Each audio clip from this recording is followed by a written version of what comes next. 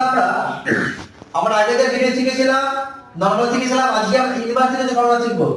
d by dx sin inverse x এর formula কি 1 by root over of 1 minus x square, d by dx cos inverse x minus 1 by root over 1 minus x square, d by dx tan inverse x 1 by 1 plus x square, cot inverse x 1 by 1 plus x square মানে minus হবে, ঠিক আছে।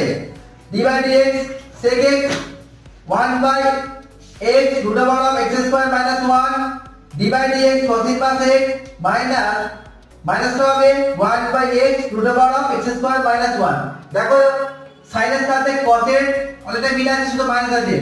tan এর সাথে cot এর মিল আছে, শুধু এখানে মাইনাসটা আছে। sec এর সাথে cosec এর মিল আছে, শুধু এখানে মাইনাসটা আছে। sin টা মনে থাকলে cos টা চলে আসবে, tan টা মনে থাকলে cot টা চলে আসবে, sec টা মনে থাকলে cosec টা পেয়ে যাবো। এইভাবে